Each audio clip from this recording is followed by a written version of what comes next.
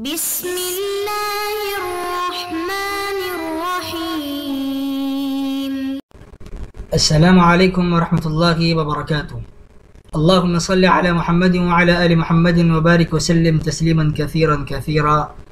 جزا اللہ عنا سیدنا و مولانا محمدا بما هو اہلہ۔ آج کے سبق میں ہم عین کی تقسیم ثانی کو جاننے جا رہے ہیں۔ عین کی جو دوسری قسم ہے، ایک تو عین کی قسم ہے مرکب، اور ایک جو ہم گزشتہ سبق میں پڑھ چکے ہیں۔ پھر ترکیب میں اختلاف ہوا کہ ترکیب کتنی چیزوں سے ہوتی ہے، وہ بھی ہم جان چکے ہیں۔ اب عین کی دوسری تقسیم ہے غیر مرکب، وہ عین جو ترکیب شدہ نہ ہو، جو ترکیب کو قبول نہ کرتا ہو۔ تو عین مرکب کو جسم کہہ دیا، اور علامہ ہمارے ماتن امام نصفی رحمۃ اللہ علیہ فرما رہے ہیں او غیر مرکب، یہ عین وہ ہوتا ہے جو مرکب نہ ہو، کل جوہر، جیسے کہ جوہر کی طرح۔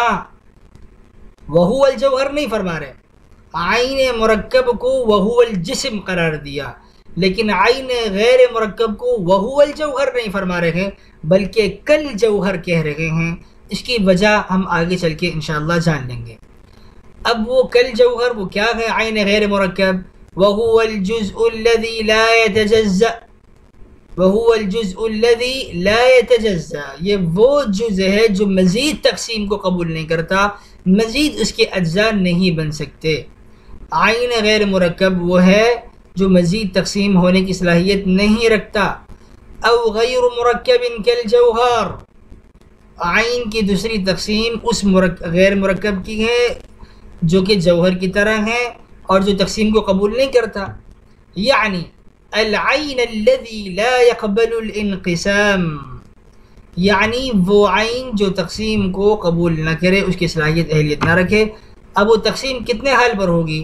لا فعلا ولا وہما ولا فرضا، اب یا تو وہ تقسیم فعلی ہوگی یا غیر فعلی ہوگی، اور اگر غیر فعلی ہوگی تو وہمی ہوگی یا فرضی ہوگی۔ تو عین کی دو تقسیم ہم نے پڑھ لیں، ایک تو مرکب ہے اور وہ جسم کی طرح ہے، وہ جسم ہے، اور غیر مرکب جو ہے وہ جوہر کی طرح ہے، اور جو غیر مرکب ہے وہ جز ہے، وہ عین وہ جز ہے جو مزید اجزاء پر تقسیم نہیں ہو سکتا۔ اب اس کی تقسیم دو حال سے خالی نہیں، یا تو وہ تقسیم فعلی ہوگی یا غیر فعلی ہوگی، غیر فعلی ہو کر وہمی ہوگی یا فرضی ہوگی۔ اس کو ہم ایک نقشے سے بھی جاننے کی کوشش کرتے ہیں۔ دیکھیے، تقسیم یا تو فعلی ہے یا غیر فعلی ہے۔ اگر تو فعلی ہے، فعلی کا مطلب کیا ہے؟ وہ تقسیم جب ہم اس جز کو تقسیم کر لیں گے تو وہ تقسیم ہونے کے بعد اس جز کے خارج میں افراد ہوں گے، اس جز کے خارج میں ہمیں افراد نظر آئیں گے۔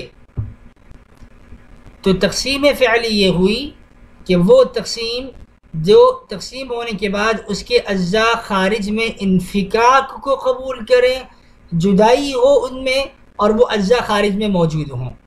اب یہ چونکہ فعلی تقسیم ہے، اور فعلی تقسیم تین حال سے خالی نہیں، یا تو وہ قطعی ہوگی، یعنی اس کو کاٹا گیا ہوگا کسی چیز سے، دھاری دار چیز سے اس جز کو ہم کاٹ دیں گے تو وہ قطع ہو جائے گی، کٹ جائے گی۔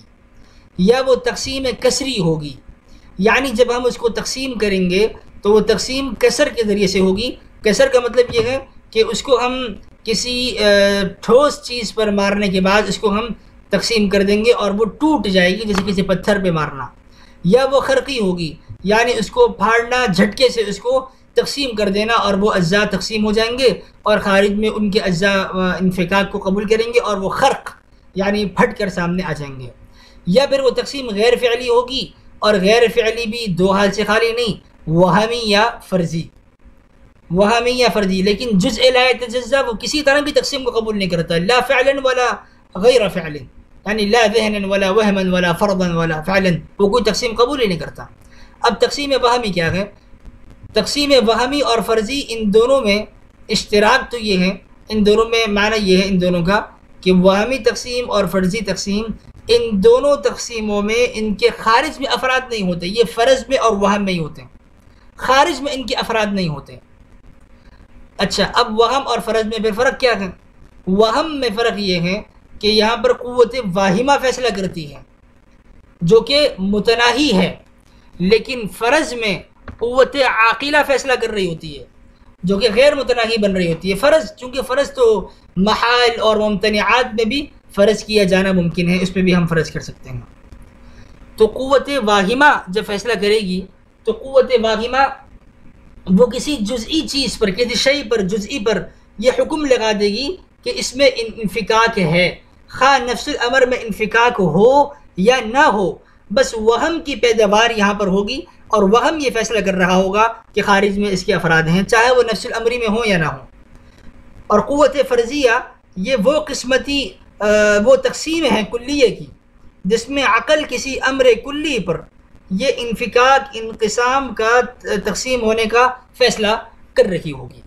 اب سوال یہ ہے کہ قوت واہمہ کو اس تقسیم سے خارج کیوں کیا گیا کہ وہم کا تو بہت بڑا عمل دخل ہے، وہم کا تو بڑا مدار ہے۔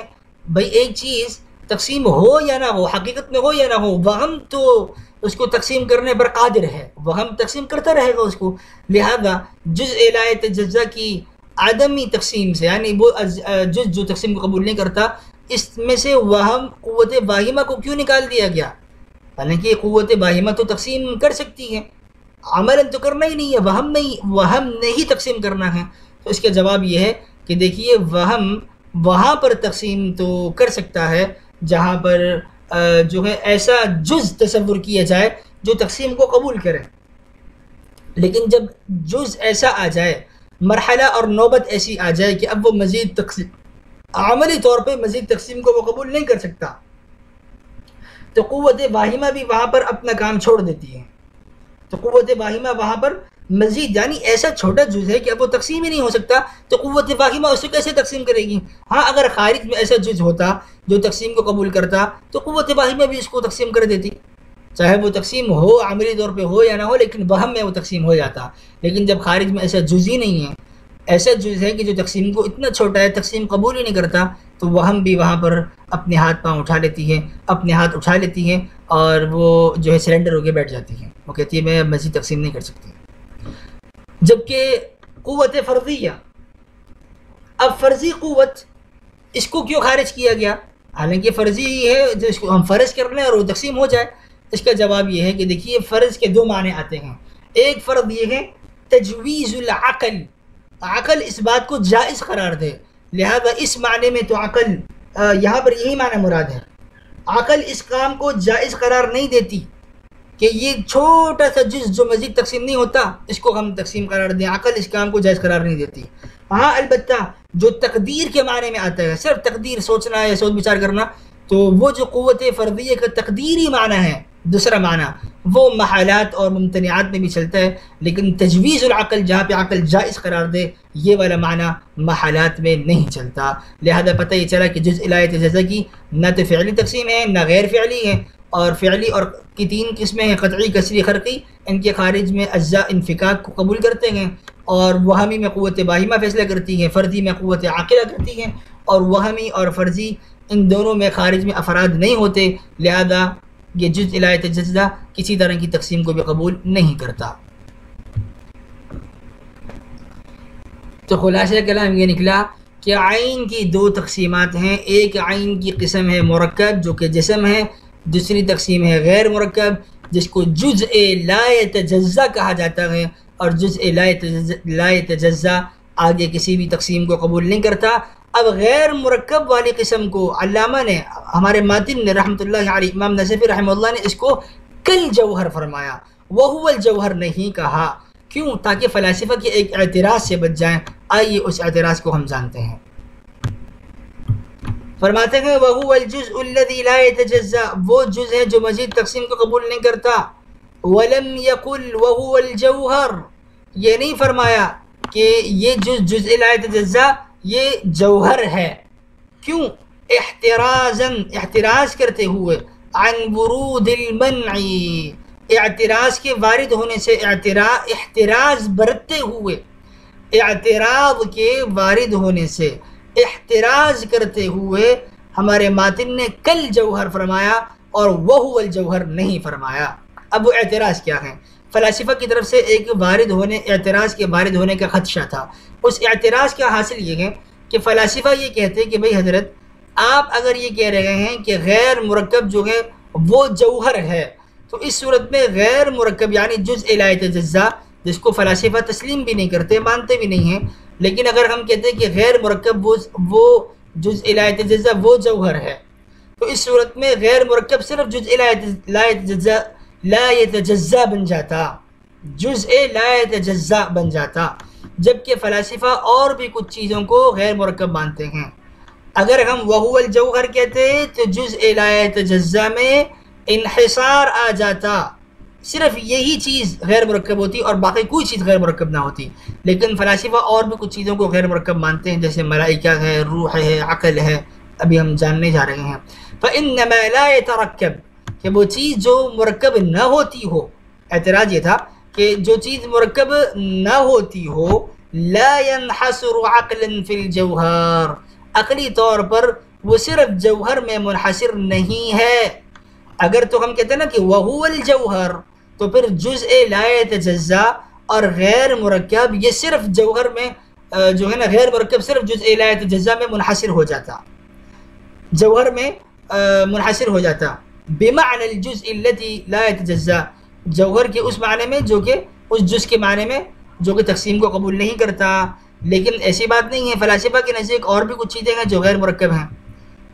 بل لا بد من ابطال الهيولى والصورة والعقول والنفوس المجردة ليتم ذلك، بلکہ ضروری تھا پھر من ابطال الهيولى کہ وہ ہیولہ کا ابطال کریں، صورہ کا ابطال کریں، عقول اور نفوس مجردہ کا ابطال کریں، لیتم ذلك، تاکہ یہ انحصار جو ہم وہ الجوہر والا کر رہے تھے کہ حصر کا معنی آ رہا تھا وہ تمام ہو جاتا، اور پھر ہمارا حصر تمام ہو جاتا اور حصر کا معنی ہمیں اتم طور پر ہمیں حاصل ہو جاتا۔ جب یہ ابطال ہوتا تو یہ حصر تام ہوتا۔ کیا مطلب؟ مطلب یہ نکلا کہ اگر ہم جزء لا یتجزا کو صرف جوہر کہتے تو حصر آ جاتا اور کوئی چیز غیر مرکب نہ ہوتی، جبکہ یہ ہیولہ، صورہ اور یہ عقل اور نفوس مجردہ یہ والی جو چیزیں ہیں 4-5 یہ چیزیں بھی غیر مرکب ہیں فلاسفہ کے بیان کے مطابق، تو پھر ہمیں ان چیزوں کا ابطال کرنا ہوتا تاکہ ہمارا حصر درست ہوتا۔ اگر ہم اپنے حصر کو درست رکھنا چاہتے تو ان چیزوں کا ابطال کرنا ہوگا، اور اگر ابطال نہیں کرتے تو ہمارا حصر درست نہیں ہوگا، پھر یہ چیزیں بھی غیر مرکب ہیں فلاسفہ کے بیان کے مطابق۔ اگرچہ ہمارے ماتن کو یہ اختیار تھا، علامہ نصفی رحمۃ اللہ علیہ یہ فرما دیتے کہ میں وہو الجوہر اس لیے کہہ رہا ہوں کہ متکلمین ان چیزوں کے علاوہ کسی اور چیز کو غیر مرکب نہیں مانتے، کسی اور چیز کو وہ مجرد نہیں مانتے، ٹھیک ہے؟ وہ کہہ سکتے تھے کہ میں متکلمین کے بیانی کے مطابق میں یہ بیان دے رہا ہوں۔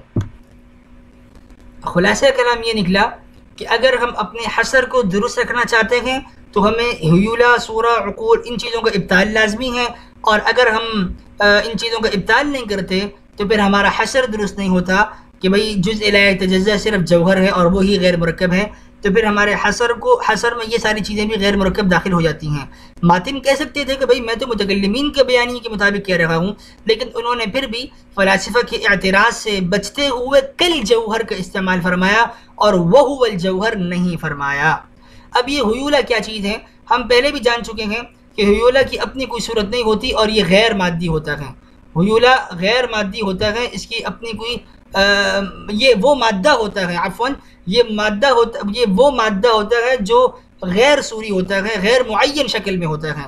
مثال کے طور پہ اگر ہم دیکھیں تو ہمیں لوہے کی بہت ساری چیزیں ملیں گی، اس میں بندوق بھی ہے، اس میں تلوار بھی ہے، اس میں گاڑی بھی ہے، اس میں بائک بھی ہے۔ اب بہت ساری چیزیں ایسی ہیں جو لوہے سے بن رہی ہوتی ہیں۔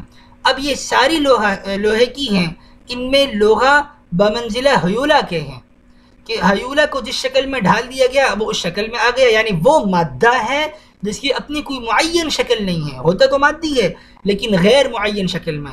اور صورہ یہ وہ کیفیت ہوتی ہے جو مختلف صورتوں میں امتیاز پیدا کرتی ہے۔